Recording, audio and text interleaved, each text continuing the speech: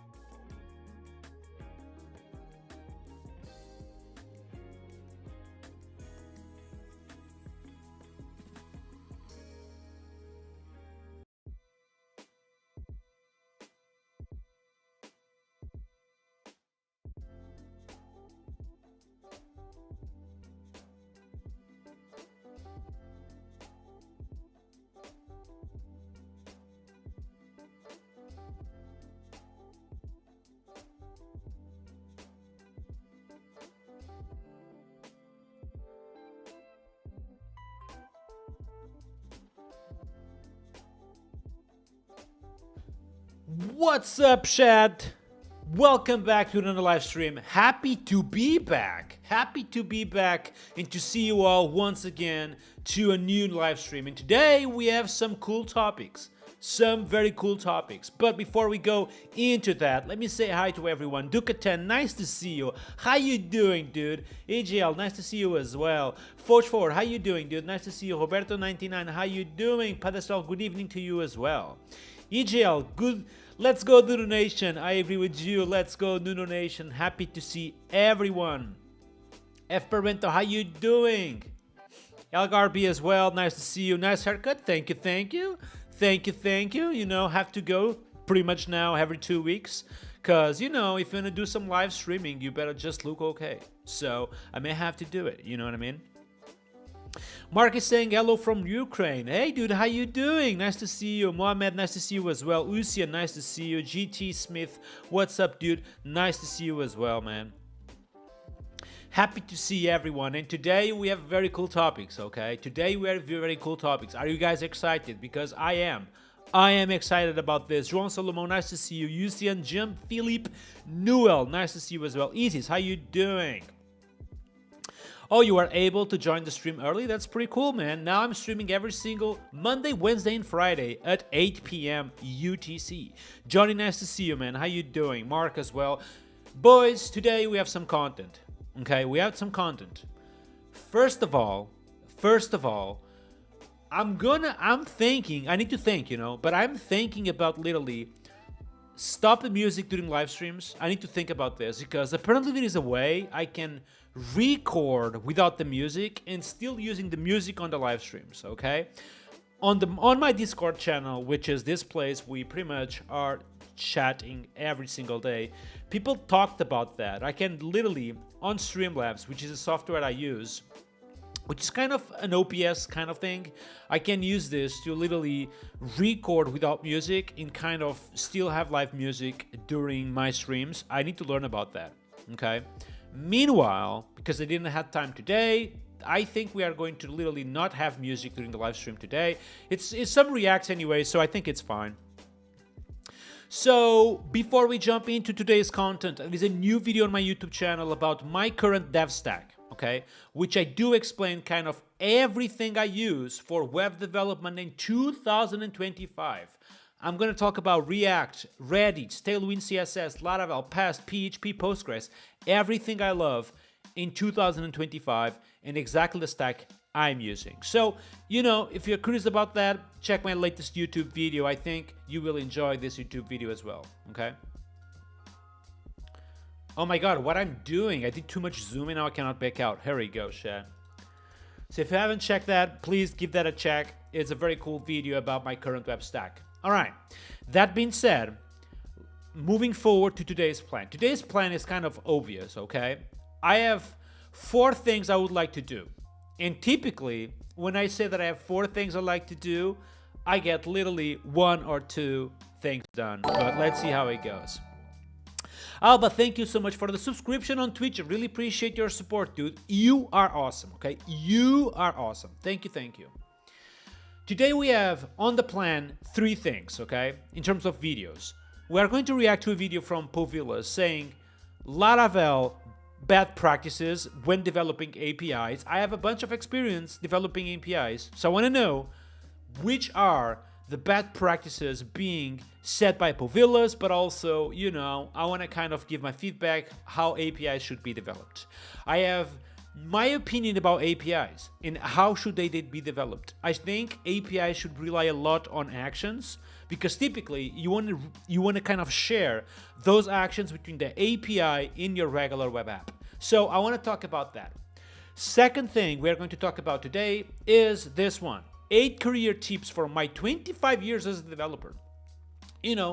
Obviously Povilas has apparently 25 years of experience developing, and maybe we are going to see some tips which we also think are important, or I can give you some more. Let's see. I haven't checked the video yet. And then I have this video equally from Povilas which says what senior developers actually do. I've been speaking about this a little bit with you all, and I kind of think that consistency on projects is what makes a senior developer an actual senior developer. So hopefully we are going to see some of that on this video. And finally, if time allows, I have noticed that Taylor Otwell just literally released this new feature on Laravel saying model automatically eager load relations. Does any of you already have used this? I have not, and I'm super curious about this to see how can I actually use this on my Laravel projects. This tells me, just looking at this snippet, that potentially this will be transparent for us, will be basically, something very easy to put in place. But I don't know, maybe it's something that I'm gonna end up using on my Laravel starter kit. As you guys know, I have my Laravel own starter kit where I have all my good practices, including things like prohibit disruptive commands or configure datas.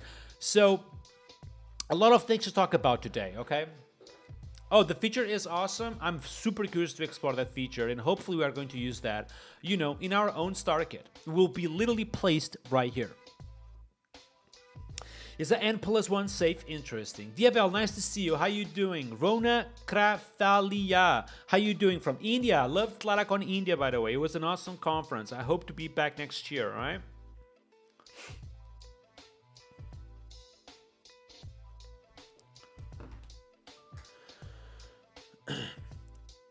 You have a YouTube thumbnail face perfectly. Thank you, thank you. Gleb, how you doing? I'm doing fantastic, dude. Just having fun today on this live stream and having fun with you all. Looking good, sir. Thank you, thank you.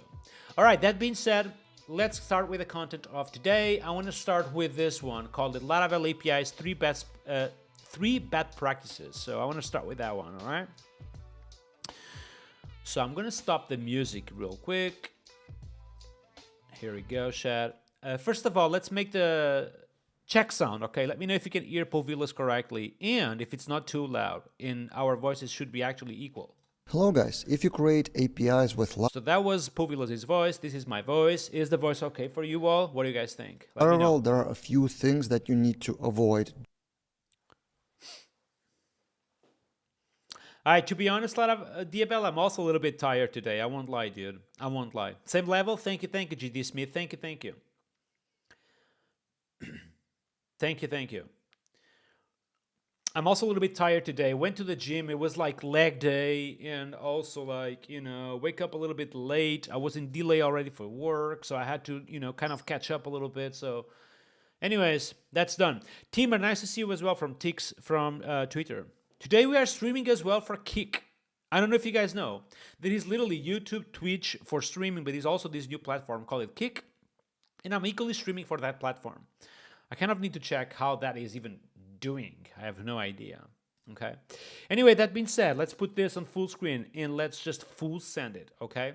So again, this video comes from Povilas Corp. Follow his YouTube channel. It's called Laravel Daily. And that being said, let's just get started. The topic is bad practices when developing APIs. Guys, if you create APIs with Laravel, there are a few things that you need to avoid doing.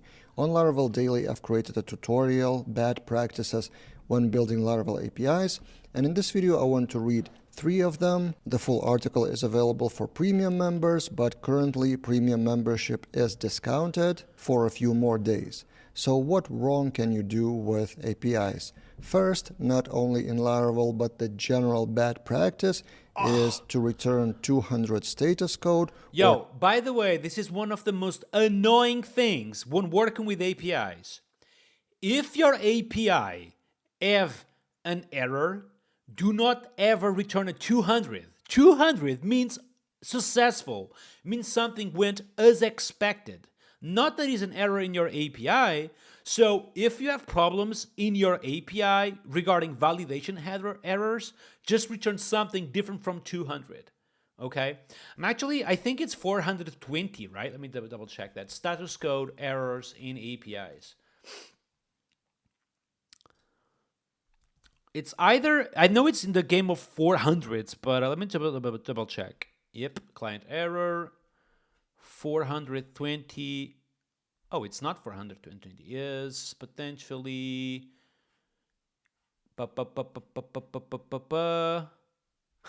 In case you're calm, Twitter. Like, what the heck? There is a status code from Twitter, literally. 22. Here we go. All right, here we go, chat. So basically, exactly, 422. Exactly. If you have a problem in your API, just return the errors followed by a 422 status code. So people can literally process your response based on the status code, which is insanely useful, okay? And I have seen APIs developed by very strong corporations out there, like very successful corporations, literally using 200s for everything, okay? I don't know if Povilas will mention this, but there is other thing your API should never return. 500s should be totally avoided, okay? I think there is only one 500 which you are allowed to return. If your service is truly unavailable, you should actually return a 503. However, besides this one, do not ever, but like ever return a 500. Okay? Ever. It's actually a very bad thing to do because people have no idea how to handle the situation. You know what I mean? Thank you. My haircut is, I don't know, man. I just went to the haircut yesterday. That's it. I don't know. Did you guys ever worked with APIs literally with 200s? I haven't. It's just a nightmare. 100 continue, 200 good, 300 fail or auth fail, exactly. 400 you mess it up, 500 I mess it up, exactly.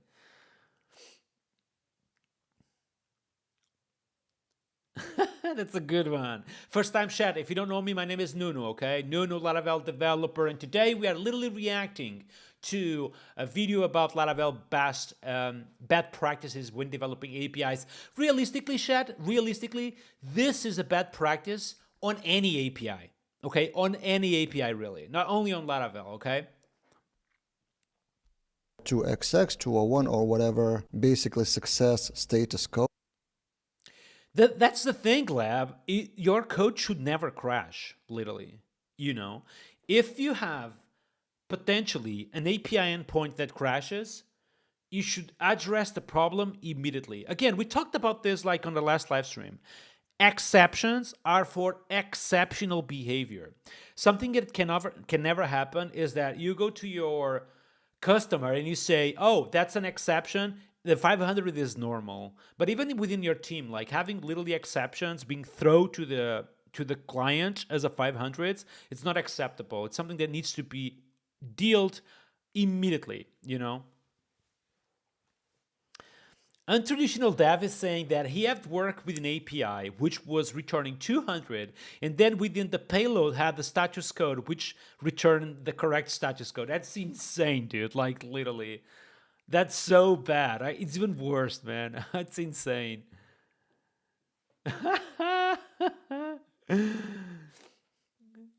Oh my god. If there is actually an error, because the front-end clients or mobile clients are checking the things by status code. So if something returned 200, then for them, for the front end, it basically means success, even if the error is inside. And same thing not only in response JSON here, but also in try-catch. Don't ever return 200. Return 400 or 500 errors that would signal to the front-enders that something went wrong. For example, in validation, it would automatically return 422 from Laravel. Exactly. I would undeniably just use form requests and be clear about the returned payload on errors. So I would just use regular form requests here, and the exception will automatically return a response with 422 plus all the payload of errors, okay? Oh, you followed me for a while, but this is your first live stream. Welcome, dude. Welcome to the Nuno Nation. It's so nice to have you. Thank you. F. Parento is saying the following. I have it's a nightmare. Validation errors with 200 status code and a message error. Yeah, I know, dude. It's just a nightmare, literally. D-Bones is saying the following. That's why form requests are important. Exactly. Form requests just literally encapsulate all of the things of returning a 422 response plus all the errors as a payload.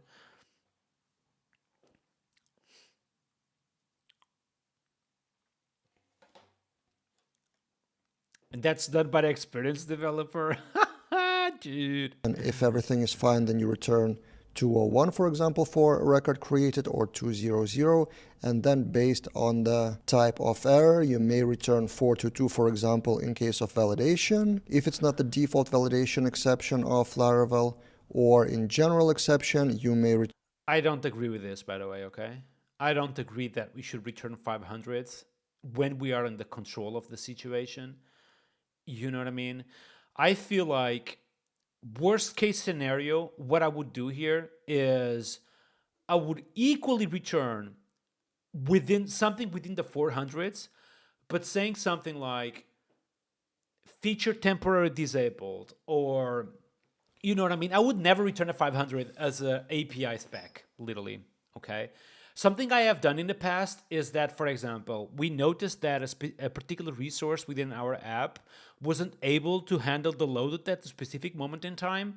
So what I have done is that I've returned literally something within the 400 status code in the error message as saying service, this feature is temporarily disabled for XIZ, you know what I mean? So that's what I would do. Michu, nice to see you, man. How you doing? Turn 500. Also, I found a classical meme on Reddit. You probably have seen that somewhere online as well. I'm not even sure who's the original author of that, but pretty hilarious. Then bad practice number 2, which is kind of debatable, but whenever I reviewed APIs like this with these kind of routes, it's Yeah, I'm not exactly sure what exactly he will be talking about, but for me, this doesn't follow immediately the REST principles, okay? I don't know if I can copy this. Oh, I can. I can copy this. This is huge. This is literally huge. So what I would do here is literally possibly something like this. I think it's kind of obvious, but it's just in case, okay?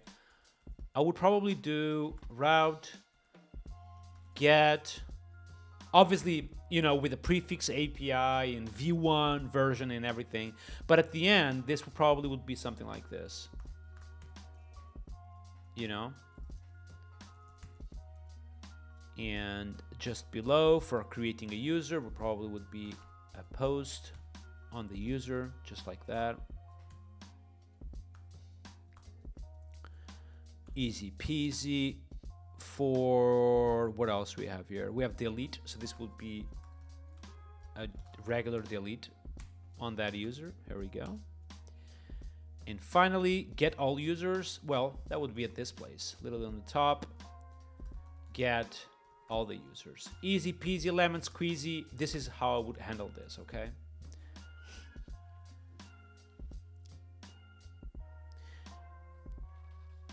I would equally never catch an exception, by the way, okay? I would never do that.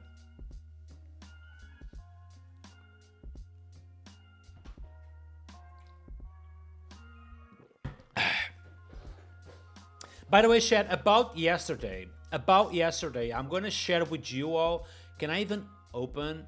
Yes. I'm going to share with you all my current stack, okay? I'm literally in the process of editing a second video where I'll be talking about my local development tools, which is this one. And, you know, if I find time, I'm going to incorporate these production services, but I kind of want to share the Nuno stack as something real, not just a screenshot, but, you know, this repo place where I can just keep everything here in one single place, okay? So that stuff is, this stuff is literally coming in the future, possibly within a week or so, okay? But yeah, this will be fun. I think it'll be fun. Tomorrow video will be basically about local development and about the tools I use locally. I think it'll be super fun, okay?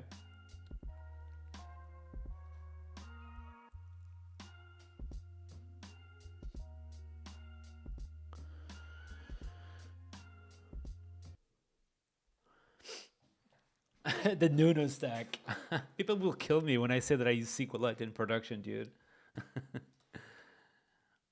always harder for me to understand what exactly is happening, and also it feels to me like fighting against the framework and against the typical practices. Create custom non-CRUD, non-resource methods, non-standard routes, where instead you could do something like this. So route API resource, which would create only 5 methods.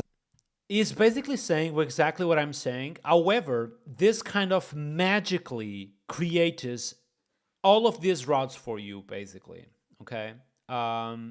Do you guys use this, by the way? Write on the chat if you use resource as a method in your web PHP file. I'm going to be honest, I just don't, because I prefer to see kind of everything within my web PHP file, but I'm kind of curious about you all. Do you guys use this or not? Write on the chat if you use this, all right? I want to know.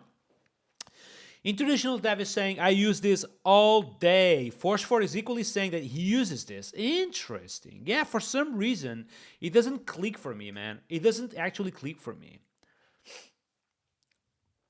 Here we go. Pedestal is saying no. Nuno Tukosh is saying never. CVT Mal, nope as well. Bonkers, no, equally. Yeah, for some reason, I feel that it's just too magical and I don't get to see what exactly methods are, routes are actually being used at the moment, But I get the goal is make things easier. For some reason, I just don't use it, I just don't use it. That's it. It's in the controller, index, store, show, update, and destroy, and it would automatically follow the convention. Because the question is, if you don't use any of the methods, it would have to come to the controller to actually see that, right? Of resource routes. So basically, don't reinvent the wheel and don't fight the framework. And the third bad practice. Well, I do agree with that. Do not fight the framework, especially if you are using Laravel. Just stop with the repository pattern or whatever you are doing. Just follow the framework. Just use whatever the framework gives you. All right. I see a lot of people literally fighting the framework. If you are using Laravel, just go with it. Go with the flow. Just enjoy the movement. Enjoy the vibe. Because I literally see a lot of people just trying to just do different stuff, and it's so annoying. This video is about breaking changes without versioning or without backwards compatibility. So for example, if you want to change the return of the structure, you want to rename the name to first name and last name, for example, then any front-end or mobile client that would... Just by the way, I'm pretty sure Povilas also used this potentially. I'm a big fan of API resources. Do you know, when you are working with Laravel, you have kind of this resource class which you can specify what exactly are you returning within a given model. I'm a big fan of it. I just don't like to rely on the to array. I feel it's dangerous. You might be returning stuff you forgot to have on the Eden field, for example. So I use the Laravel API resources, which I don't know if you know. It's literally this thing, Laravel resources API. Let me see if I can see that one for y'all. API resources, Laravel. Exactly this, basically, okay? So when I'm returning something from my controller in Laravel, I literally, if I'm returning a user, I will be returning this particular class where I can specify exactly what my API is returning. I feel like this is a much better way of being explicit about the things you return, okay? Great functionality. I agree, dude. I do agree with you all. Gleb is saying the following. It is impossible to actually follow framework rules on real projects. Dude, tell me more about that, because I do build real projects, meaning that I have literally dozens of Laravel projects out there, and I do not actually fight the framework ever, okay?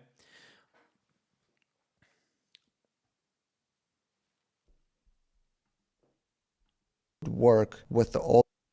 In traditional dev is saying the following. I have created a macro to all add new routes to the API resource, like route group. I'm not sure if it already exists. Well, if you want to group routes, it already exists, yeah. I don't know if you meant that exactly. The version would still expect the name to be returned. Then if it isn't returned, it might break the front end. So how to introduce those changes? Basically two options. First option is to use versioning. So then if you have breaking changes, you release that as V2 of the API. Very good point. Very good point. Especially if you have existing customers relying on your API, you can literally introduce versioning. Now, something I do see a lot of people doing is never deprecate older versions, and that can be really, really a nightmare to maintain. So, my advice to you is the following. Never, under any circumstances, introduce breaking changes in your API, only if you really have to, okay? And if you have to, you do it through API versioning. You don't break your customers' APIs. A very good API that does this is the Stripe API. I don't know if you guys know that API, the Stripe API. They actually use versioning. It's a very popular one, doing that very well. Or another approach is to introduce backward compatibility, which means you still return the old structure and mark it as deprecated somehow in the documentation, and then introduce the changes that you want. So yeah, these are 3 bad practices about APIs in Laravel and in general. If you want the other 3, this is available for premium members of Laravel. That wasn't bad. I feel we can do literally a live stream about developing APIs because there is so much to talk about on this topic. Regardless, let's clap for Povilas. Thank you, Povilas, for bringing us this 3 bad practices video. That was a good one. I feel it was too basic regarding API errors, but it was a good one. Next one on the pipe, 8 career tips from my 25 years as a developer, okay? And I have my own career tips for you all, by the way, okay? I have my own career tips for you all.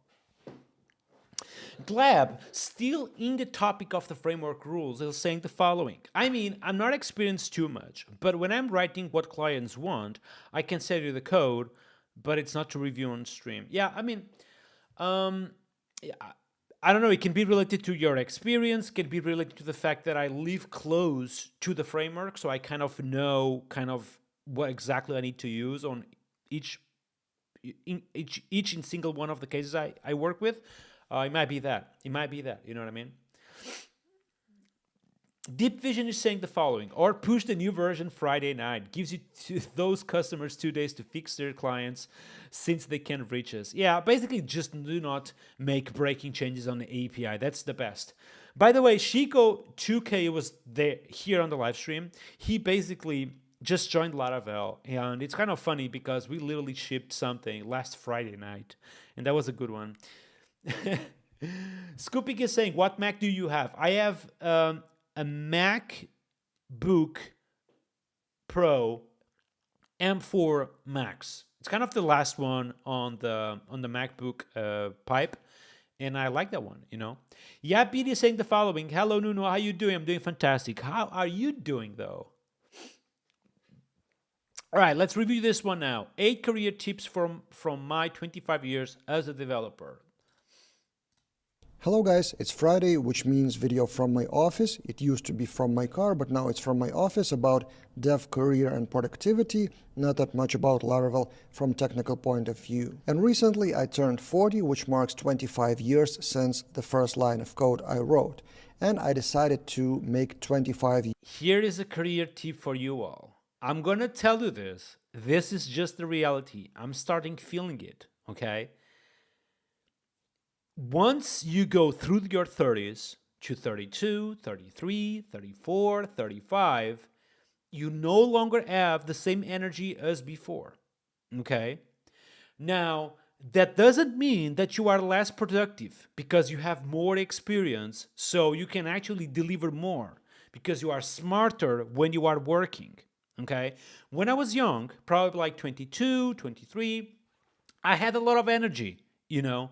I had a lot of energy, and I was able to literally work 12 hours a day, 14 hours a day, 15 hours a day. I was like insane.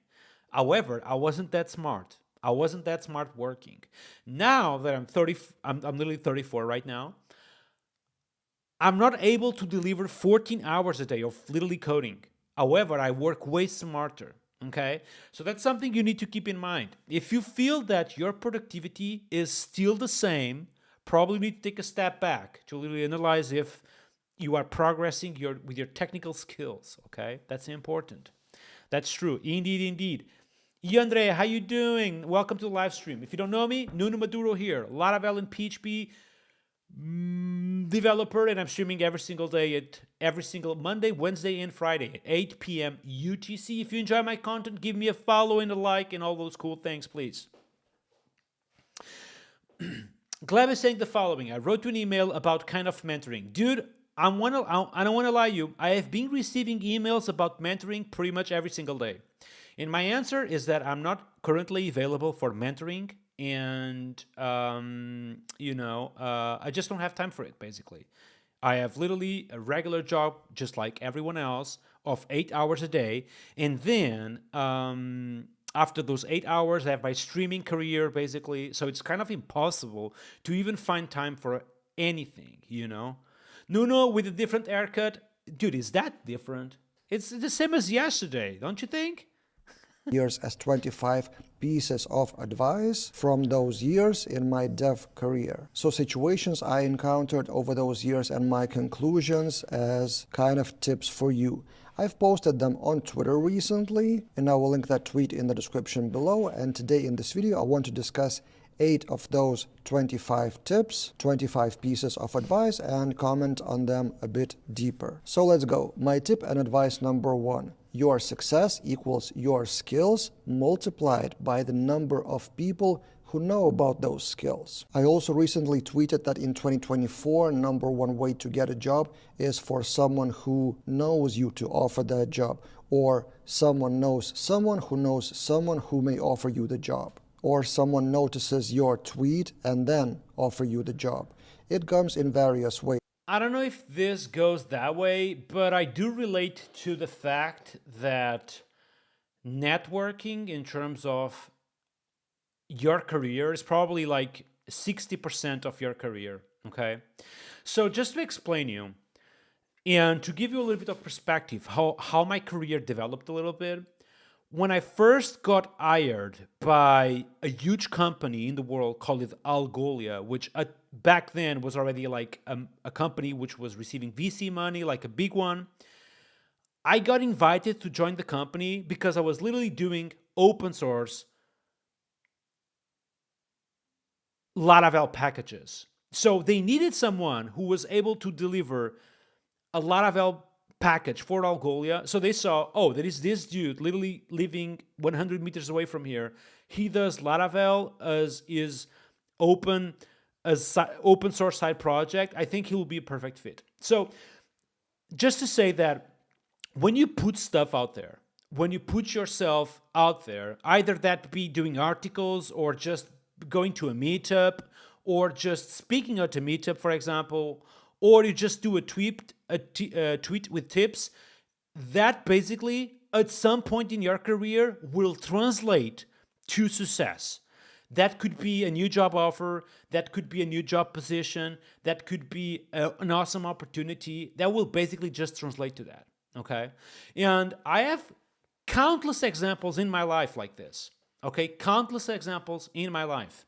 When I joined Laravel for the first time, for example, I literally, saw a tweet from Taylor. I asked him, dude, I would love to join Laravel. He already have seen some of my work. So immediately he thought, you are a perfect fit for us. Just join us, So yeah, just put yourself out there. There's a lot of quality developers out there. I know a lot of people who are my friends and they just live in their own bubbles being super smart, but they don't put anything out there. So when they need opportunities, they don't have them because they are not public enough about them. Okay. Bunkers say I've never networked and I never had problems. Maybe I was lucky. It's not about not having problems. It's about just losing opportunities because you don't want to put yourself out there. You don't have to. Sometimes you don't have to. But, putting yourself out there just brings you more opportunities. It's just my opinion. Okay? Just my opinion.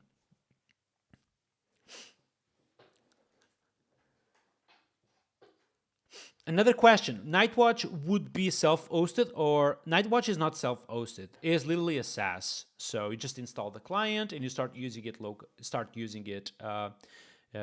so it's not a self-hosted thing, like Pulse, for example. Okay. I have a question for you all. How many of you have attended to a meetup already? If you attended to a meetup, write on the chat. I want to see that. Because attending to a meetup is probably the easiest thing you can do to start your networking. Okay. And I have, again, here in Portugal, multiple examples of people who have attended to the PHP Portugal meetup, for example, and that brings them so much more opportunities in life.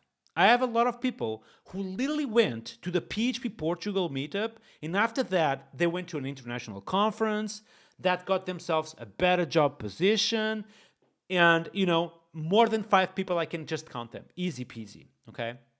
F. Barrento is saying PHP meetup in Lisbon. That's awesome, man. Probably one organized by me, which is amazing. DL is saying I am too lazy or too newbie. Dude, every single developer, including me, have something called imposter syndrome. It's something that everyone have, okay? Everyone have imposter syndrome, okay? Including me, including everyone in the Laravel team. Everyone in the Laravel team think they are imposters at some point. So, by the way, F. Barrento, we are doing another meetup in Moli offices again. That probably will come out next month. Even is saying I never participated, but I would like to. I never know many in Brazil. Maybe there is meetups online where people follow up on Discord. For example, I'm literally with my own Discord here, which you can join. I'm gonna put here on the chat so you can join and see. And on this Discord, we talk every single day. Do you want more examples? I have a bazillion more. Do you know this social media I have created? Call it Pinkery. Let's go there. You know this social media I've created, called it Pinkery?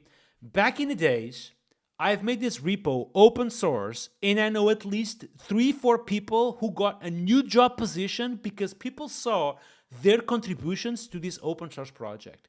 It's insane. Insane.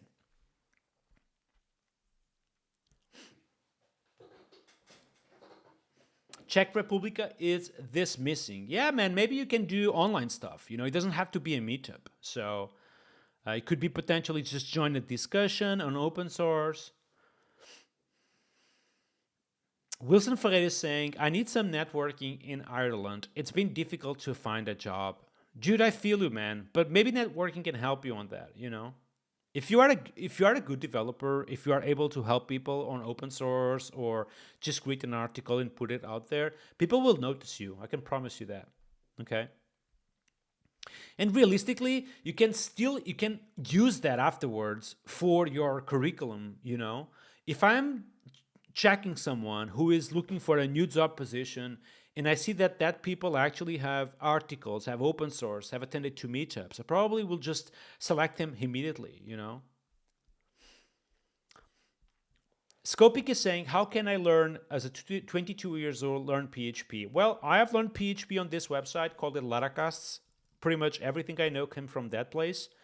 So if you want to learn PHP, that's definitely the place, okay? Any tips for participating in open source projects? Dude, just start, man. Like literally, just start with the most basic thing, okay? For example, if I go to Pinkery right now, I can immediately understand a bazillion things you can help with, okay? So if I go here, for example, let's go here to search all the way down, GitHub repo, you will find like literally everything online. You click, for example, on pinkery.com.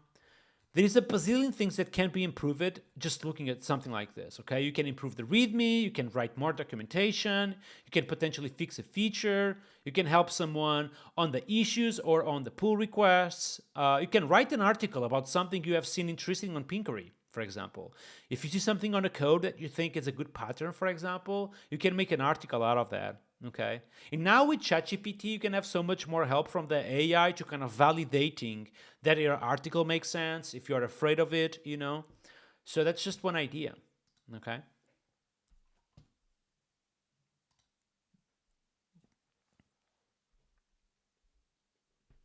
Deep Vision is saying the following. As an owner of a software company, it's a blessing when people have open source work. Else, it's always a guess. Open source work doesn't lie. It shows passion for everything. Plus that, passion, okay? When I see someone doing open source work on their free time, that tells me immediately that that person is super passionate about their work. Immediately, okay? You don't necessarily need to have an issue to do open source. You can literally create your own open source project. Could be a starter kit from Laravel. It can be, just an open source project you have created with your own Laravel rules or your own PHP rules, for example, of good patterns you see. It doesn't have to be something crazy. I feel like people have this vision of every time they contribute to something open source, it needs to be like perfect or big or huge. It doesn't have to be like that. It can be literally a comma or a point. It can be something really dummy, you know? But basically, your skills, if no one knows about them, your surface of opportunities are pretty much zero. And if you compete for a job position with 50 other candidates and some of those 50 are familiar to employer or someone Literally saying what I'm saying, like literally. from the company, then basically you don't stand a chance in most cases. In other words, talk Dude, about just your to give you skill. the perspective, I value more open source contributions than actually degree. I think degrees today they are outdated, like literally. Master degrees, regular degrees, they are totally outdated. That's something from 20 years ago was valuable, not anymore. When you finish your degree, you are not even ready for real work. The real work is very different from your degree. I can tell you that immediately, all right? Degrees are literally outdated. When I first went to Paris to find my first job position, nobody asked me if I had a degree because they knew that it was something from the past. People don't even look at that anymore. Don't really advertise yourself or something, but be visible. I don't want to call like university degrees a scam, but dude, dude, 5 years paying a bunch of money to literally come out of it to do PHP websites? Dude. In whatever form you prefer, just casually mention that you are a developer to someone from your community of non-developers maybe.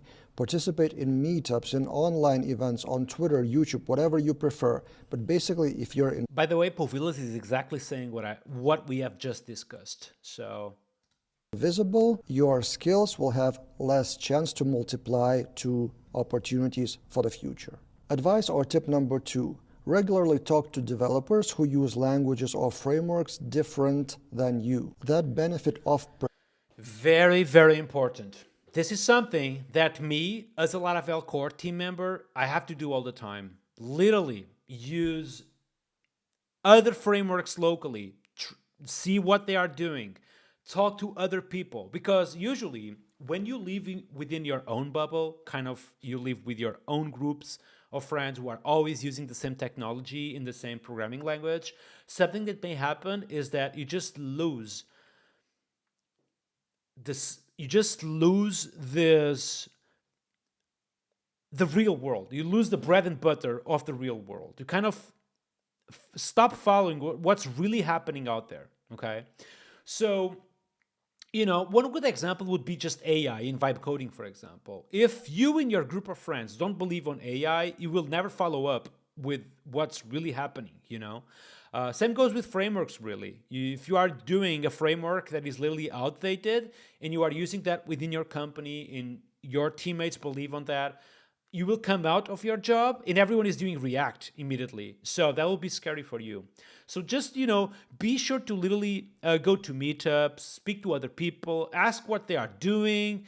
Don't not try to be funny. Sometimes people come to you and say, I'm doing Java with Spring, whatever, or I'm doing Python with Django. And you might think, well, they are losing their time. Laravel is better.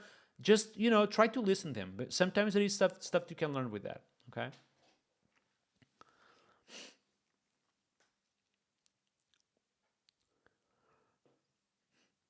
I don't know if you should leave your degree, okay? You should obviously there's different degrees. That is universities with better degrees.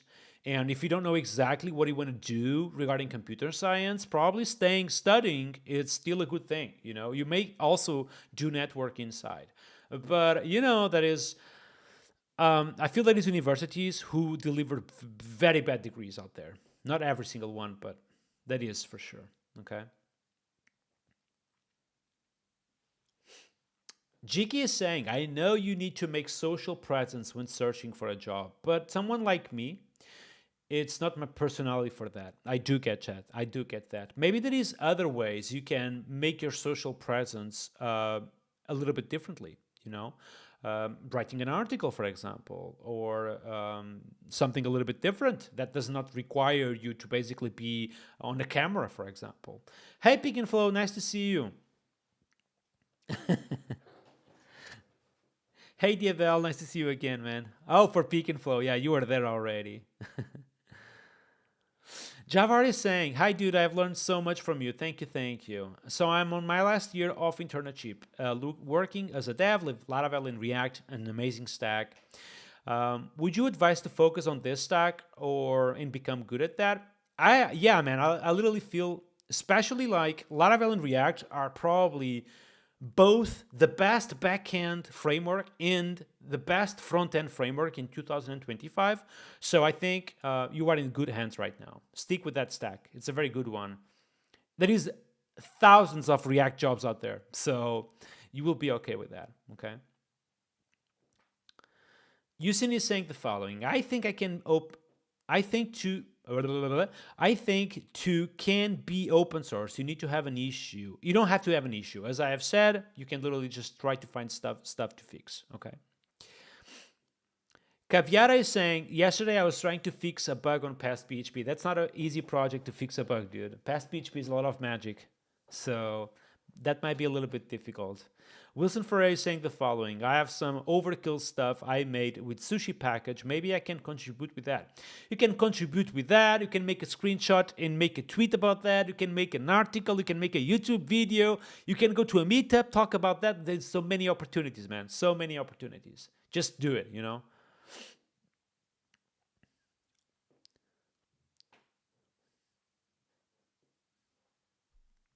Perspective may help you understand the global things in development. Why advice? Yeah, so Povilas is talking now about how important is talk with other Or developers. tip number 2, regularly talk to developers who use languages or frameworks different than you. That benefit of perspective may help you understand the global things in development, why things work certain way. Also, it may give you fresh ideas how to do something in your language or framework, adopting the idea from somewhere else. My recent Past PHP is a very good example because Past PHP was heavily inspired by Jest, basically. Okay, when I first created Past, this basically came out of the need or out of making Jest all the time. So I was doing JavaScript a bunch and I said, dude, I want Jest on PHP.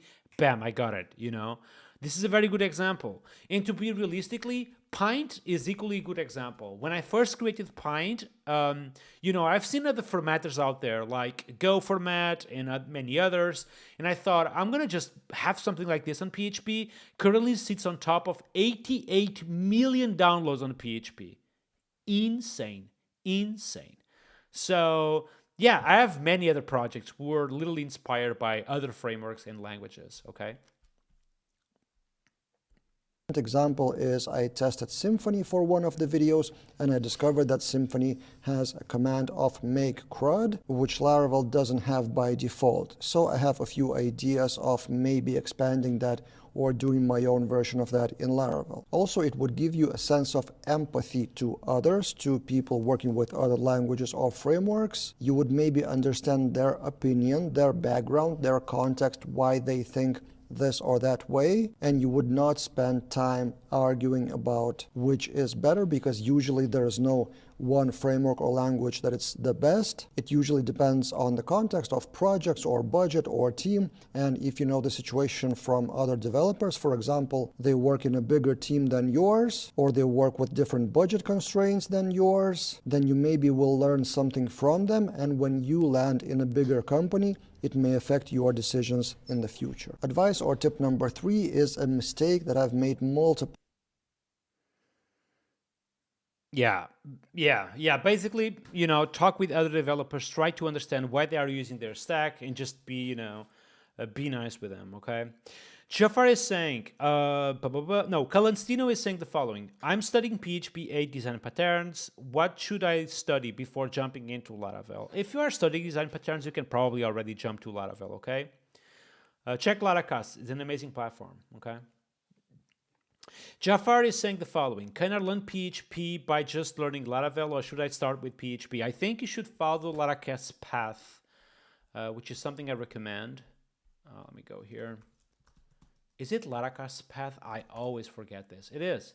So on this website, we have literally all the paths you should take if you want to learn Laravel. So PHP for beginners, object-oriented principles, and then you jump to 30 days with Laravel, which is a good one. Okay.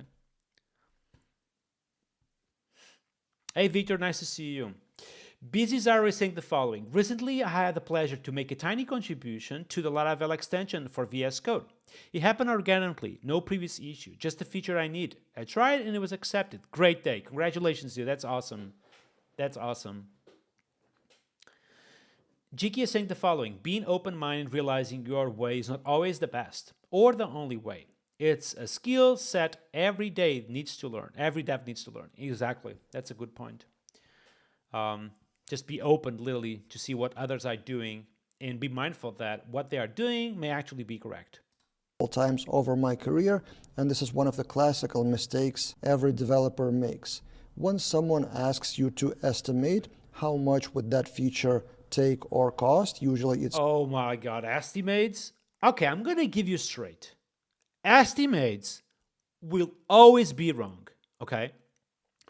I have never, in 20 years of career or whatever I have at the moment, correctly estimate anything whatsoever, okay? What do I have done correctly, though, is being able to split the work and then provide accurate estimates on those deliverables, okay? I think one of the reasons why people miss so much estimates, and we can go here to Esquila Draw. Let me go here. I think like when you look at the big picture, like a huge feature that looks like this, and you try to estimate how exactly the amount of time this full thing will take, realistically, you will be delivering a very bad estimate. That is just my feeling, okay? So typically what I do is that I tell people I won't estimate for all of this, okay? However, if you want, I can estimate for this small piece. And for this small piece, I think I will take 10 hours, okay? And what happens after this is that once you deliver this in production, hopefully you are able to incrementally deliver, then you come to this piece right here. And then you say, ooh, based on the knowledge from this one, now I know much more about the feature. I think this one will take me 5 hours. And you deliver this in production. And by having this stuff in production, that brings you a lot of confidence because your code is already shipped. It might not be visible for the customer. You can have that behind the feature flag, but it's already out there. And without even noticing, you are actually delivering accurate estimates very quickly to your PM. Okay? This is insanely important. This is how I like to work. I like to work in small sprints. I don't like to work with like a 2-month sprint or a 3-month sprint. I think a 3-month sprint or 2 months even is super wrong because nobody is able to estimate anything whatsoever, okay? However, if you have like a week sprint, for example, maybe you are able to actually do accurate estimates. That is just my feeling. What do you guys think? What do you guys think on this topic? Are you guys always delivering cool estimates or not? Let me know. GKL is saying the following. You can also never estimate the full project because of things like feature creep or changes. That's why, like Nuno is explaining, I like short sprints and do it that way. Allows for more changes. Exactly, dude. Like literally exactly. And I also feel like when you go slowly, when you incrementally deliver, when you are estimating for small chunks, something you can do is start to scope or trim a little bit the amount of features. Let's say that this is the feature A, for example. This is the feature B, this is the feature C, and you have feature D and E, for example, and F, okay? Something you can do is that you arrive at this point, you deliver this as well, but then you say something like this. Ooh, I'm not able to deliver the F, so I'm going to do the E, but the F will be done when we have time, okay? and it just managed expectations so much better. When you arrive, for example, to the feature number C, and you say something like, I can more or less accurately predict that D and E will be delivered, but not F. Okay, but you are not able to do that estimation when you are doing the full thing. You probably are able to estimate that once C is delivered. Anyway, just to say that I'm a huge believer of short sprints. Literally, you arrive Monday with your team and everyone discussed what they are going to do.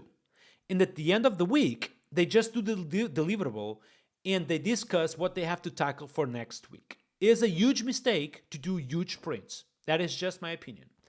Huge sprints are a huge miss on expectations and everyone will be sad at the end. That is just my opinion. Okay? Diablo is saying, I hate estimates, even if it's just guessing things. That's right, me too, man. It's just horrible, literally horrible.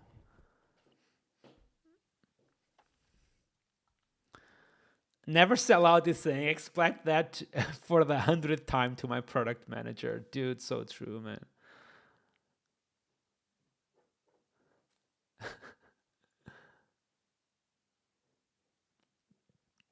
Celestine is saying the following. Do you think full stack devs will stand out more than specialists on one side?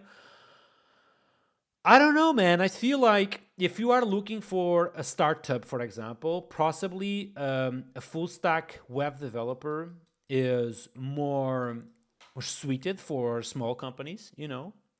But if you are going for a big company, probably being an expert on front end only will give you better opportunities.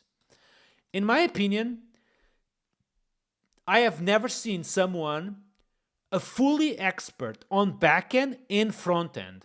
Typically someone is always an expert in one of these sides. I don't believe in really full stack web developers, okay? I don't think that it's really full stack web developers. You can be good on both, but not an expert on both, you know? Which, for example, in my case, I am an expert on the back end, but front end, I can do it, but it's not my thing, you know? Probably there's people who do front end better than me.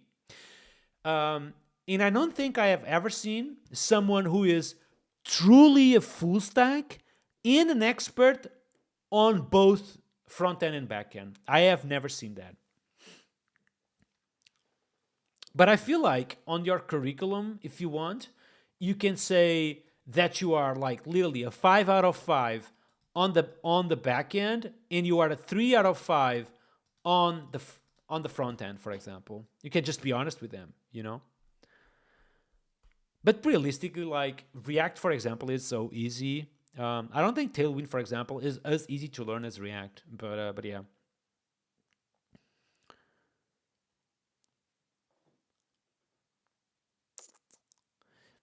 Diablo is saying, I hate how people proclaim they're senior or full stack. Yeah, I mean, I think, to be honest, saying in your CV that you are senior, who the hell even cares about this? Like, realistically, what exactly this means, senior? Because if you have 5 years of experience in the shitty company, you know, your experience means literally nothing.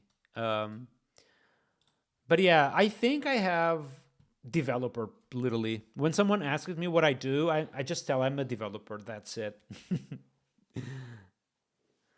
Plus, exactly, Spear. Spear is saying, first time chat, by the way, welcome to the live stream. My name is Nuno Maduro, streaming every single Monday, Wednesday, and Friday at 8 p.m. UTC. Give me a follow, a like, and all those cool things. Spear is saying, backend is such a wide field that by this logic, nobody is truly a backend expert. Yeah, well, realistically, you can be a backend expert that, or a web developer backend expert. I know what you mean exactly, because you can be a DBA, you can be you can work with Kubernetes. There is so many different expertise on the backend. Undeniably, you can say that you are a web developer, a backend web developer. That's what I meant. Okay. But full stack is, I think there is no full stack. That's just a lie, basically.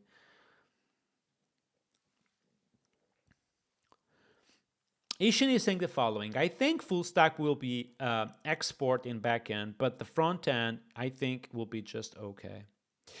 Celestino is saying the following. Another question. What do you think about building in public even as a beginner? It's the best thing ever. Literally, if you want to learn something, just do it in public. People will just point you what we are doing incorrectly. So just do that. Do that. It's an amazing idea, by the way. Jordan Dalton is saying the following. Slick with the white belt mentality and you will go far. Exactly, dude. Giabel is saying, G-Key is saying, I have massive imposter syndrome in being doing dev over 15 years. By the way, Shad, by the way, insanely important. Be insanely important. What am I even doing here? Can I do this? Ooh, I can't. This tool is so good, by the way. Imposter syndrome. Is even the way of writing this thing? Yes, it is, apparently. Can I make it like super big? Ooh, so good. Can I make it even bigger? Where do I do that? Excel, what is this? How can I make this like insanely? Oh, here we go. By the way, chat, imposter syndrome is something that everyone has, okay? You are not the only one thinking that you don't know enough or that you are not good enough or that you are not worthy of the job you have. Honestly, I do have imposter syndrome, and I would be surprised if everyone in the Laravel team doesn't have imposter syndrome. Okay, this is something perfectly natural, and everyone has it. Okay, I think something important, especially when you grow as a senior software engineer, is that you need to learn to say when you don't know things. Okay, something that happens sometimes, especially over the years, is that you get afraid of saying that you don't know things. Okay, typically that happens because you are being paid as a senior and people expect you to know everything. But if you don't know, just come out and say, I have never worked with that technology and I have no idea if that technology will work. Okay, and this brings you an opportunity. You can say something like this. I need 1 day or two to do some discovery to understand if that technology will work or not. Okay?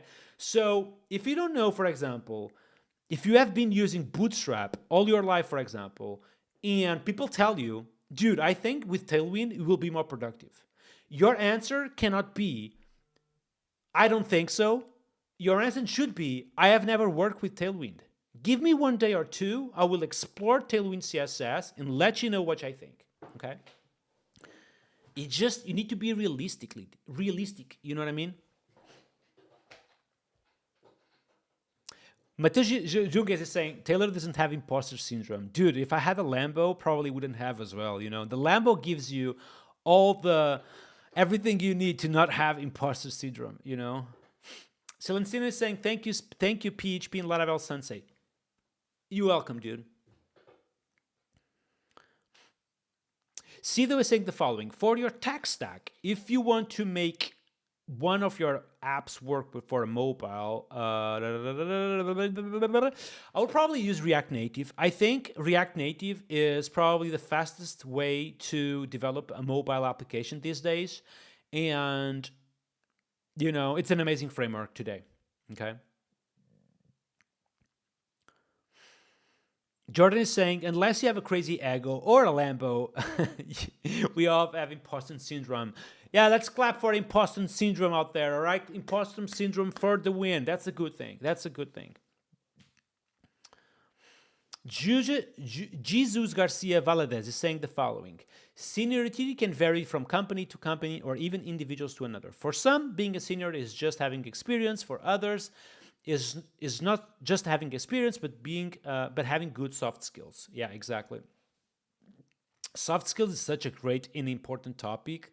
I'd rather work with someone very passionate than someone that is like very good skill set, but just an asshole, basically. You know?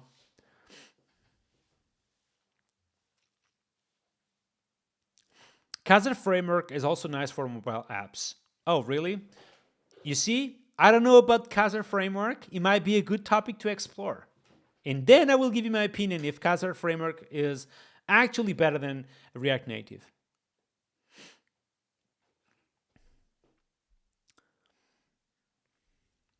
Efferent is saying imposter syndrome is a huge thing for me. You see, dude, everyone has it. Everyone has it. Like literally everyone. Mohamed is saying the following: being specialized at full stack web is better, or full stack in general, like web and mobile right now? Oof. I think you will have good job positions in both, in web, but also on mobile. I feel like mobile interfaces are definitely becoming popular and popular. So I think you can find a job position in both situations.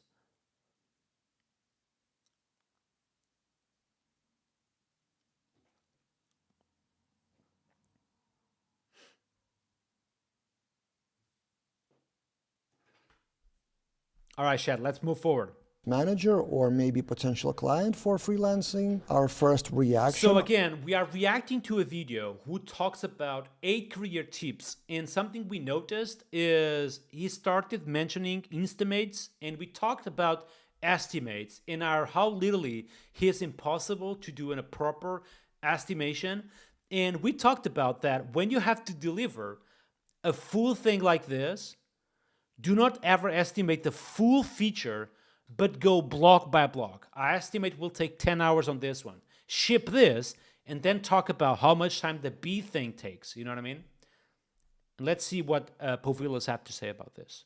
On subconscious level is to basically satisfy the question author with some kind of good answer. Because if we estimate that that feature would take like a few hours only, then that person would be happy and proceed with that feature. So most developers tend to answer quickly and answer positively. But yeah, the last thing you want, dude, is do not be honest with expectations. Like if your boss or your PM asks you how much time this takes and you want to make them happy and you instantly say something like 2 days, when in reality you have no idea, the worst feeling is coming after 2 days and say, dude, I was wrong about this. This will take me like a week or two.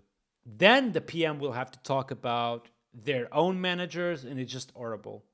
Both are bad in the long run. Then you either is stressed to deliver on time, which you may fail, then you need to overwork or cut on some scope or something like that. And also if you estimate too low, then that person would learn that certain feature takes that amount of time all the time, and they would expect to do that in relatively similar time frames.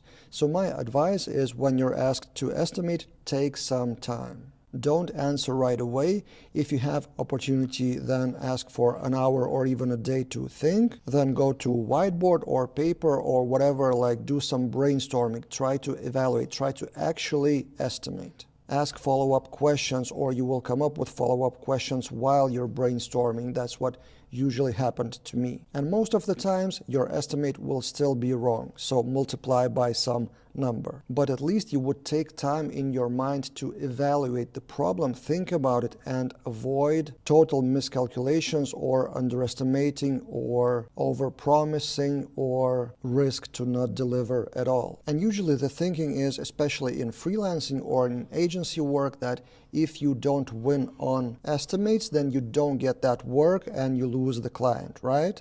But if you do win that client but underestimate the time, you actually lose money or time on that client, which may be okay if you do really. Yeah, I feel like especially on delivering estimates, I don't know how many of you are actually freelancers here, but when you are freelancing, you live out of the quality of the work you deliver.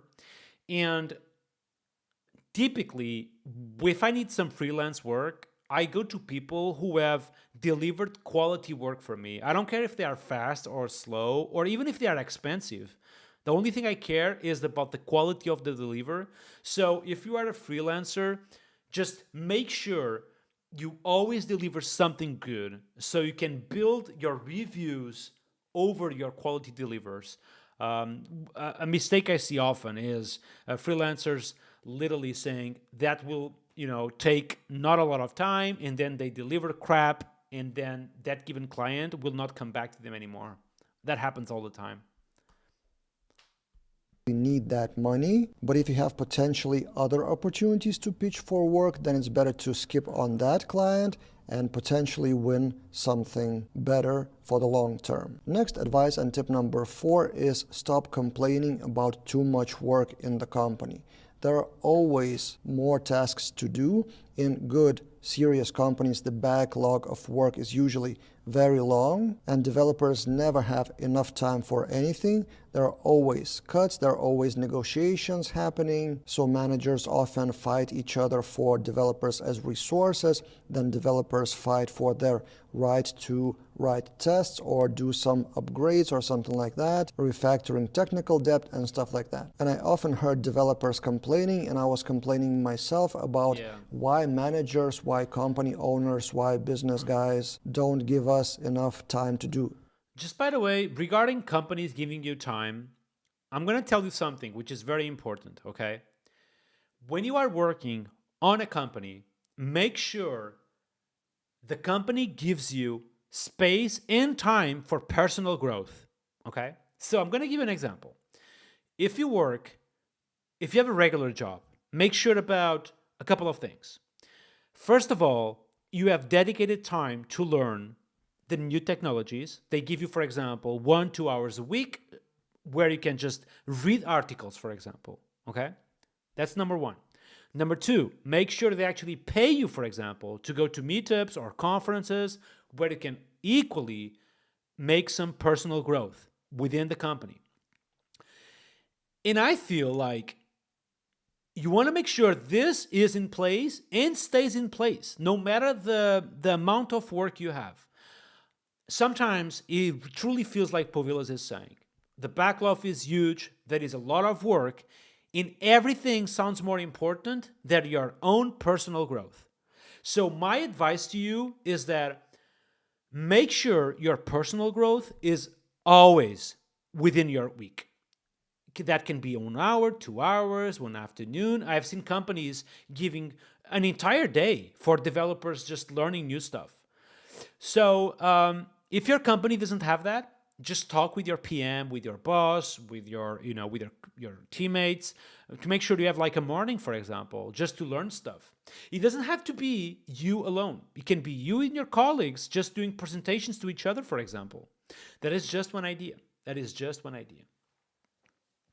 Diabel is saying that was the reason why I quit my last company. Yeah, it's just by the way, having a company where you are always working under pressure, that's not normal, okay? If you feel that you are working like 8-9 hours a day nonstop with a bunch of pressure to deliver, that's not normal. And once you actually can, just get out of there, okay? That's not normal. I can tell you that. That's not normal. There is a bunch of companies who probably would appreciate you have you, and you have a little bit more, time and space for learning.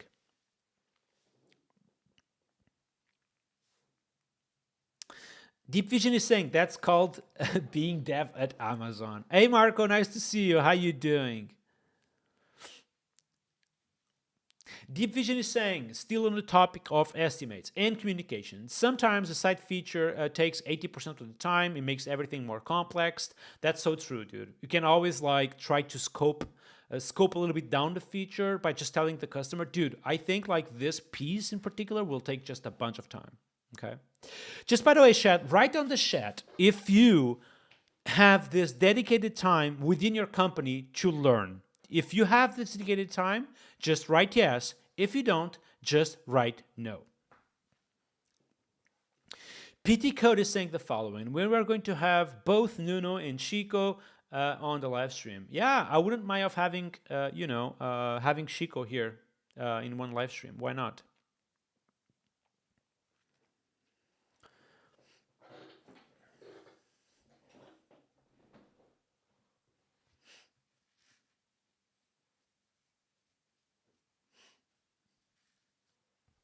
Oh man, I'm sad to read that some of you don't have literally any time whatsoever. That's sad.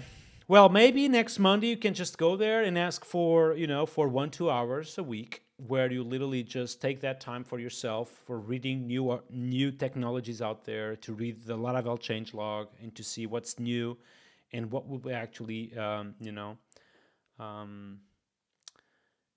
just by the way, regarding it's not only on time, also on resources. Someone here is mentioning Laracasts because Laracasts actually have a $25 subscription. This kind of things your company should buy for you as well. I know that every company is different, and there is like literally companies who are not that good with the employees, but like material for learning should equally be provided by your company. So if there is a platform where you like to learn things, aka something like Laracasts, your company should literally just buy you a subscription, and you are able to use them within your company time as well. Not only Laracasts, but the courses out there, for example, or a subscription to my channel. I literally wrote, chat. I literally wrote this weekend how companies can sponsor Nuno Maduro. Here we go, Chad. Here we go. If your company have a bunch of money and they would like to see their logo on my streams, you can send them this, and I have literally, a fully open and transparent page about how they can sponsor my YouTube channel and how can they have your own videos on my YouTube channel and blah, blah, blah. Let me know what you think about this.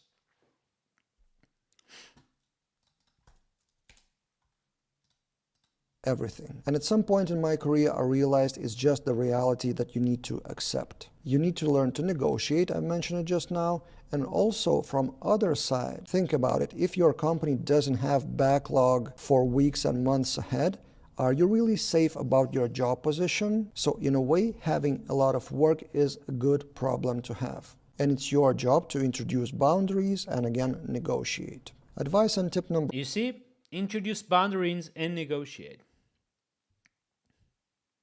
Bionic is saying the following. Hi, Nuno. About career tips, do you think that's switch from only backend development to full stack? What GS framework is now better for the current Laravel market? I think it's Vue, but I may be wrong. I'm going to tell you something. Dude, I don't know if I will be smashed by this, but I have literally made my own... Wait, what? Here we go. I have done something called the Nuno Stack, which I talk about the current modern technologies I think I would use, but I also would learn if I was, learning my the skill set for 2025. And I think at the moment, the best GS framework to learn is React. Okay. So if you want to learn something as a GS framework, I think you should learn React because there is a bunch of job positions on React out there. Everything requires React these days. So Marco is saying the following. I don't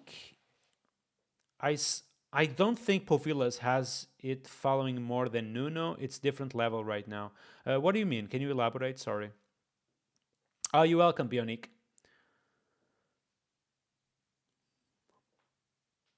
Imdabar is saying, do you think Povilas can work on the Laravel team? Dude, I don't think Povilas is looking for working on the Laravel team, Working for the Laravel, you are literally a developer. I think Povilas has his own company around content at the moment. Oh, Laracas has a new course about React. Yeah, maybe you are able to see some of that here on the live stream. I wouldn't mind of relearning React again.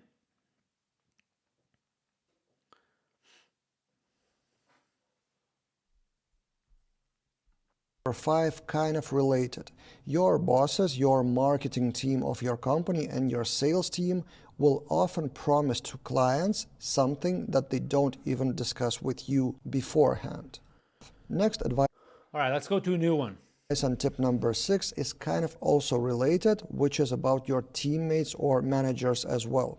Sometimes you may work with people who would not cooperate. So you have a common project, you have a team of 5 or 6 people, and for example, 1 or 2 people are either lazy or not skilled enough or would not agree with the way that you want to proceed with some feature or functionality, who would maybe disagree with like coding styles, Git processes, what tools do they use and stuff like that. They will still go their own way, doing things their own style. So that happened to me also multiple times in my career. And again, your goal is to still deliver. Again, you would need to negotiate, work around those or with those people. Yeah, that happens a lot, literally, especially in you are a big teams.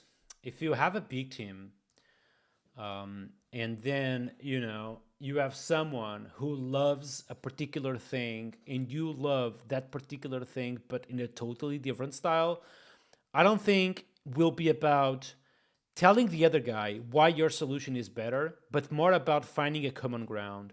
Okay, common ground where both are happy about the solution. This happens a lot, even within the Laravel team.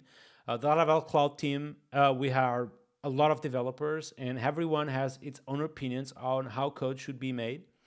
And sometimes something like this happens. And what needs to happen is that you just discuss and you find a ground solution where both are happy. And maybe sometimes you have to let go something you really enjoy, you know. But if the team doesn't agree with that, or the team thinks that is better than that, you just have to let go. I also feel like something important is literally listen to the other guy. Like, if you prefer the solution A, but your teammate prefers the solution B, just ask them, why do you prefer the solution B? Do you have a real use case where you have used the solution B, but it was better than mine? Because sometimes people just say stuff out of nowhere. This happens a lot as well. They see like an article on YouTube or whatever, and they just think that's the best because they heard it once. Sometimes just ask, have you built anything with that? And how scalable it was, how many clients it has, what problems did you face? So you can literally just discuss a little bit, and I can promise you that if you discuss, you will find a common ground very quickly. You just need to be open, okay? Still deliver the result, or communicate with the managers about the current situation. I'm not saying you need to talk bad about your colleagues to your managers, no. Usually there are 7 is kind of obvious, so I wanted to even skip on that, but so many people do not learn their tools. So to deliver projects, it's not only about learning languages or frameworks like Laravel. It's also about optimizing your processes of work to use the best tools that you can. So learn your IDE, your shortcuts, plugins, AI assistants, external tools like for deployment. Yeah, this is very important, by the way, Shad. If you are not keeping up with the recent AI development, just get the subscription and please learn about AI development, because if you are not learning about that, you are being left out, literally, okay? AI assistants can craft a lot of code today, even though undeniably some of the code needs reviewing or is wrong. You need to keep up with that, okay? You need to literally keep up with that. Sometimes I can tell you, like, sometimes you are doing an SVG by hand or doing a regex expression by hand, and the AI assistant would just craft that in seconds. So, and I'm talking about regex expressions, but like literally full features can be written by AI these days. So AI is one of them. Git is another example. Git can give you a bunch of tooling locally, which is very useful, like stashing or rebasing. And I see a lot of people just using the commit and push. That is rebasing, that is Git hooks, that is Git stash. There is so many little commands on Git that you can learn, and they are useful as well. So be mindful about that, all right? Marco is saying the following. Some guy asked if Povilas can work with the Laravel team. So I'm sad. I am following Laravel daily Povilas more than you. In my opinion.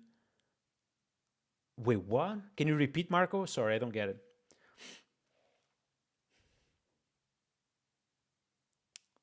Laracast React, yeah, we need to learn that. We need to literally check that course on Laracast. I agree with you. Golang on my stack? Yeah, man, I've checked Golang. Again, I've checked Golang. I feel there is nothing I couldn't do with PHP that I would do with Golang. Golang is a good language, but you can literally do everything with PHP, which is my favorite language these days. Bionic is saying the following. Sometimes this isn't work, especially if you work in a large product company where they have their own patterns, conventions. They can be really weird.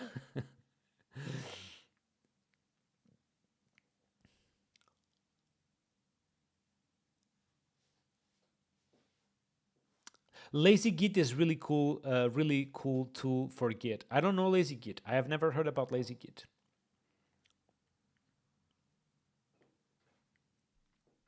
Deployment or CI/CD or AWS or whatever, stuff like terminal commands, repeating operations, so you need to have some kind of snippets or something like that. Just constantly improve your workflow in terms of tools. It's kind of that classical tale of sharpening your axe instead of always working on cutting wood. As I said, I thought it was obvious, but so many times I shared some kind of artisan command or tip on Twitter about PHP Storm, and people were like, wow, I didn't know that. So that's why it's one of those 25 pieces of advice that I considered.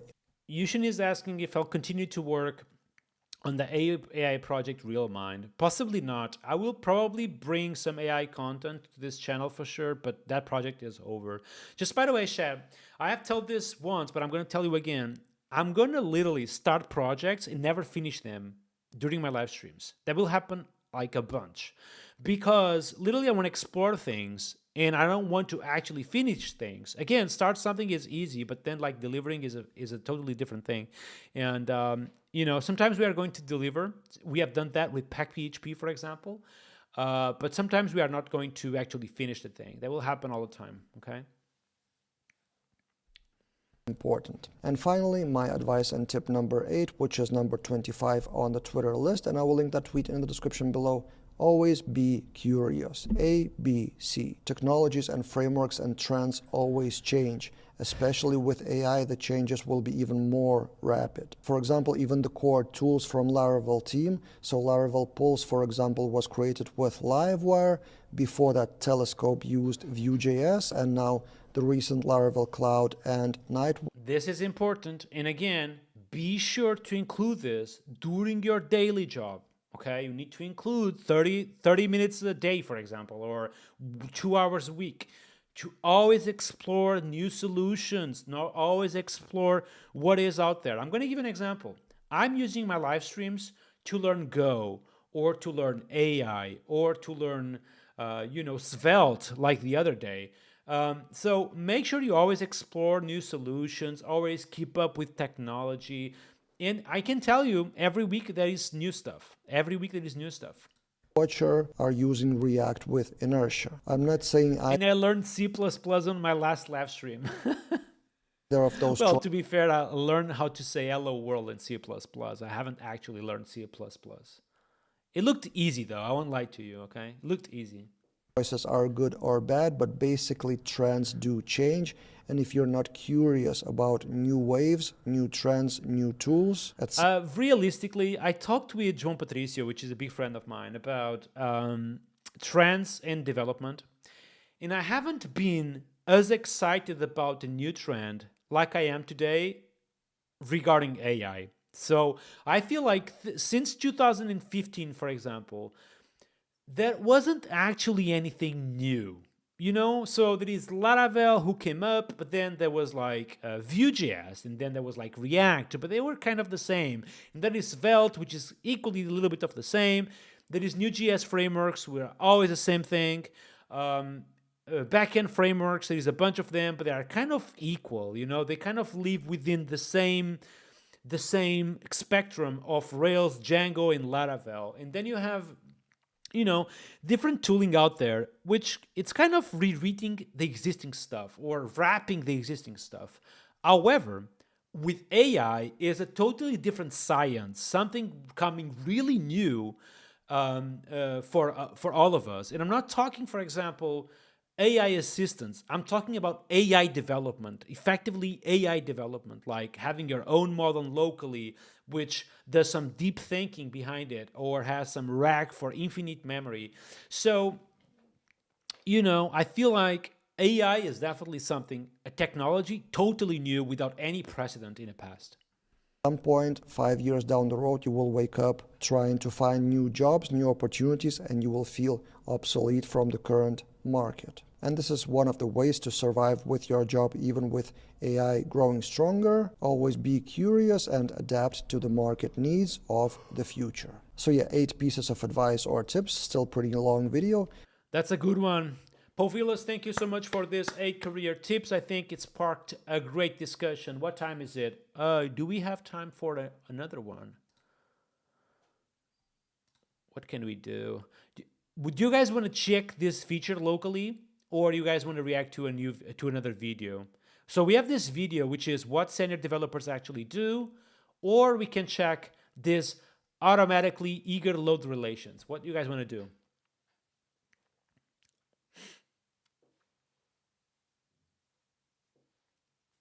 Tony is asking if I use Filament in my projects. I'm currently using Nova. I actually use Nova in Filament. I'm using Filament on Pinkery.com and using Nova in Cloud at the moment.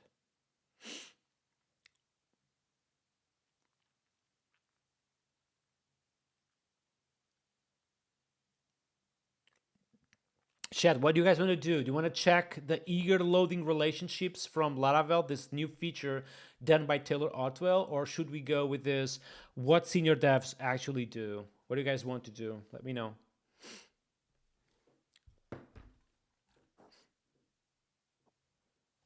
Eager loading? All right, let's do that. So I have literally no idea what this feature is about. I'm going to tell you what do I think this feature is about, okay? I think this feature is about having Laravel detecting automatically that we are about to do a for each loop on the posts relation and somehow eager load that relation for all users, okay? You guys let me know if this is literally the feature.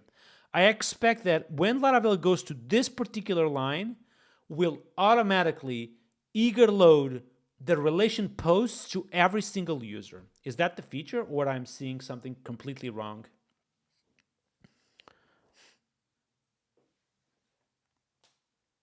Exactly that. I had no idea, but and it wasn't super explicit, but yeah, it wasn't super explicit on the tweet. Oh, there is documentation about this apparently. Okay, let's read this. So automatically eager loading. In many cases, Laravel can automatically eager load the relations you access. To enable automatic eager loading, you should invoke this. Let's add this, by the way, to our Vest kit. So as you guys may know, I'm literally developing my own starter kit, and I'm going to literally just go here and go all the way down and add this to models, configure models, okay? There we go, chat.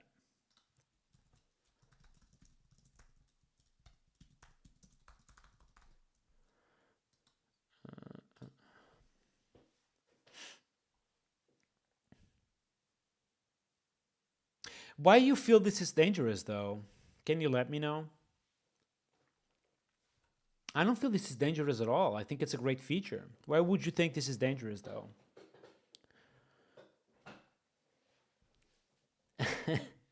Don't use this in production yet. It's literally being built as we speak. Well, it's dangerous for performance. For me, it's like literally dangerous because it will be more performant. There is no reason why it would be dangerous. It was literally just, you know, will be, it might be dangerous on memory, okay? So I feel like if we go here to, yeah, on this example, potentially if every user has a bunch of different posts, this might become a little bit heavy in memory. However, in terms of faster, that will be faster for sure because it will just fetch all of the posts for these users in one single time.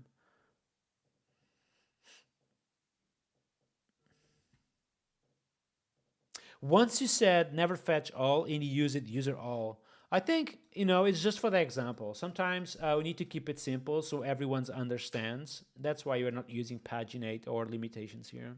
Okay. Even is saying the following: Nuno, can you give me a tip? I need to start a new project, but I'm torn which stack I should use. I usually go with the tall stack, but I really liked the new Laravel Wayfinder package, and that got me interested.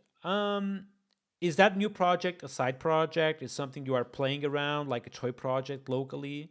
Because if you are, you can literally just use inertia with React and take advantage of that opportunity to learn it,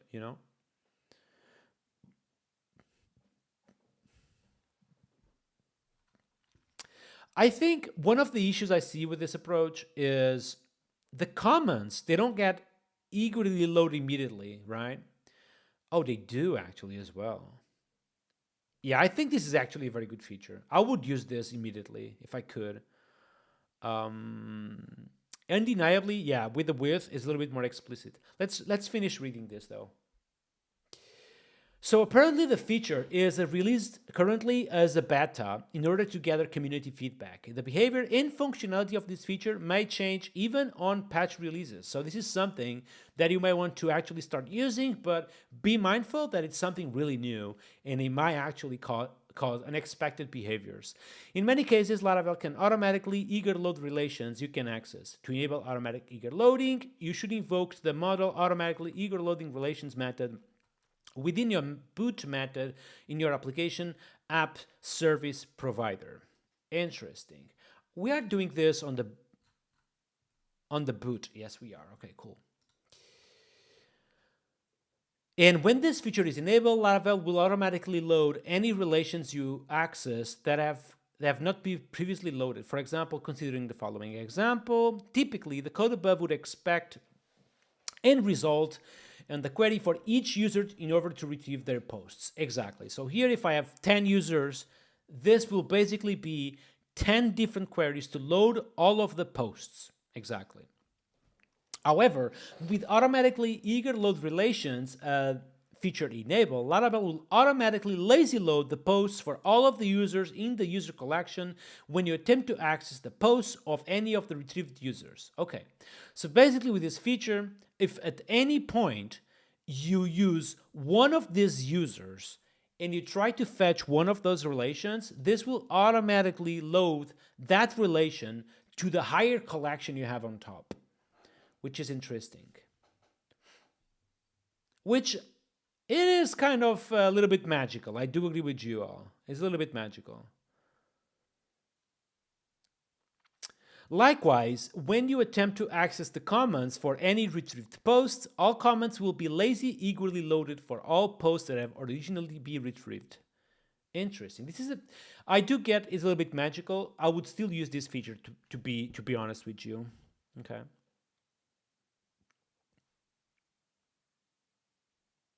This is indeed something new in Laravel, by the way. Okay, it's this new static method called it automatically eager load relationships. Okay.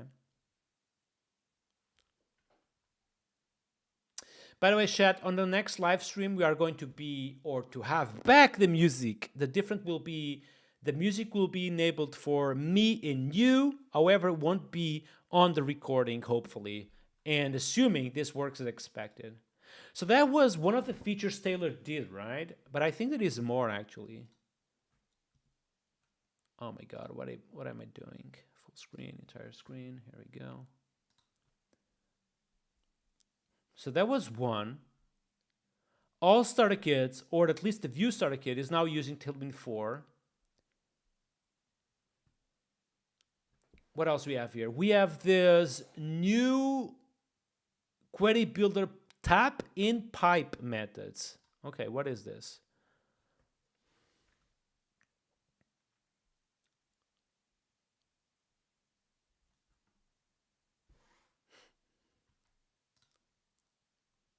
Oh my God, what's happening here? The scroll on Safari works really bad, literally.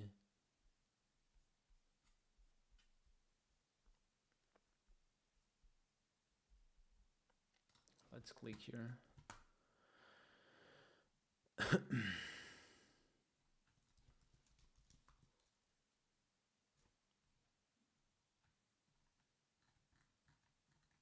Oh, I see. It's basically a way of extracting a given logic and put it on a separate class. Here we go. So typically, to do something like a when, or to do some where conditions, which you might want to be reusable or testable, you would have to literally do it inline. Now you can literally move this or extract this and provide the builder to this different class you might build for yourself, which looks like this. This will receive on the constructor anything given to this little thing. Yeah, so basically just provide new destination filter, and this will be the class name, and on the invoke we will receive the builder, and you can do whatever you want to do with this. Interesting. This is useful. How about the pipe though? So the pipe, I assume, is the same thing. So you receive equally the builder on the invoke method. So what is the exact difference though? Oh, you are receiving these arguments automatically coming from the class, from the builder actually. The top method will always return the query builder. If you like to extract the object that executes the query and returns another value, oh, okay, so it's not about anything on the constructor, it's about returning a different value, and for that you use something like the pipe instead. Interesting. So it's missing a return here, no? Discovered a bug on the documentation, my friend. Let's do a pull request. Okay, so basically, the tap is when you want to literally interact with the query builder. The pipe is when you want to return a different object, not the query builder, but returning something else. But I think this is missing a return, so let's fix that. You guys see? You can literally do open source contributions really easy, real quick. Where can I do that though? Is this documentation online? I think it is, right? Here we go, chat. So I'm gonna go here. I'm gonna go to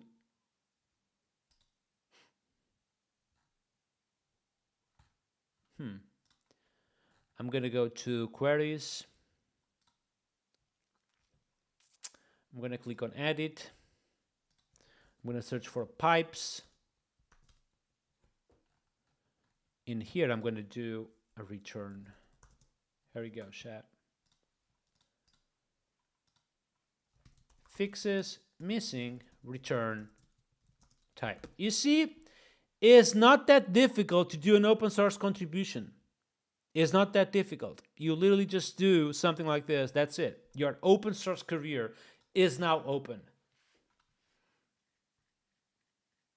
Wait, what? Oh, fuck. I literally pushed to master. Okay, typically you do a pull request. Now I will have to justify to Taylor that I didn't do a pull request. Apologize, chat. Oh my god. All right, chat, you didn't saw this. It was a mistake, okay? But typically you open a pull request, okay? My career is now over. My open source career is now over. Important emergency fix. Now this is actually okay. I'm literally fixing something. Oh my god, let me open Slack and talk to Taylor. Give me a second, chat. Give me a second. Oh my god. My god. Taylor accidentally pushed this to master to let me know if you want me to revert this. Sorry.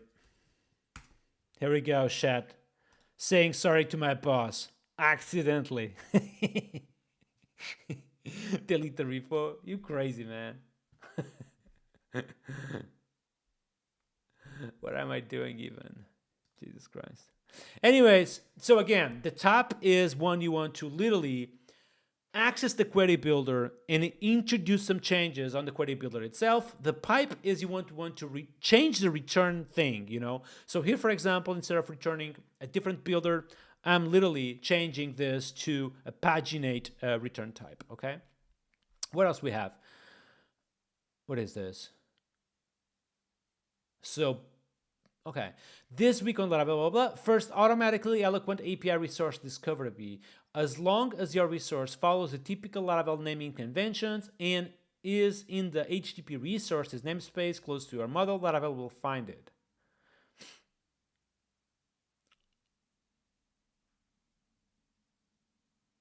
Oh, this one is good. Oh. So instead of literally typing return new, we're talking about APIs today and how important it is to use APIs. So as long as you are using resources and they are placed under HTTP resources, something you can do is instead of doing something like return new resource, you can type return user, blah, blah, blah, blah, and then to resource. And this will automatically map this to a user resource. This is a very cool feature, by the way, okay? Very cool feature. So we have seen this one, we have seen this one, and we have seen this one. Very good Laravel release, Chad. If you guys haven't, give a retweet to Taylor, do that right now, okay? Here we go, Chad. And by the way, yeah, our return should be already literally on the website because we have push to deploy. So I expect to do this and literally have our contribution. Oh, it's not yet with push to deploy. Okay, interesting. But yeah, it should be there real soon. But yeah, Shet, nice release by Laravel, by the way. I really appreciate this, okay? Shet, a few things before we close today's live stream. Please join the Discord channel if you haven't done that yet, all right? I need you guys to join the Discord channel because there is a few things you might want to do there. First of all, we have a channel just for topics, okay? Literally a channel that you can go there and suggest things we can do on the live stream. We have equally a channel where you can go there and suggest videos that you want me to react to. We have channels just for discussions, okay? If you want to do some networking, you can do that over there. If you want to chat with me, you can do that over there as well. It's a great place to be during the live stream, okay? Equally, I wanted to speak with you about because I'm about to do that live stream where you guys work with me. Do you remember when I told you that I wanted to do literally a live stream where I'm just working literally with this given layer, just showing you, me working, and you guys can join me listening to the same music as me. Every 30 minutes, chat a little bit with me, and I want to do that. That live stream type is literally work with me. And it's not about seeing me coding, but just be here with me, just enjoying a little bit the music or chatting every 30 minutes with me as well. So I want to do that, and I'm going to potentially do that either Friday or tomorrow already. I need to double check. I want to give that a try, okay? So yeah, that being said, I'm going to be back Friday for another live stream, and tomorrow's video, if I'm not tired enough, will be about local development. I'm going to literally compile the best highlights of the live stream where we talked about what tools do I use for local development. So if you haven't subscribed my YouTube channel yet, go there on my YouTube channel. I have literally videos every now and then, and hopefully we'll enjoy the content, okay? That being said, I'm going to raid my good friend João Patricio so you guys can join his channel, and I think he has planned reacting to some of my videos, so I think it'll be fun. So let's raid João Patricio for that, all right?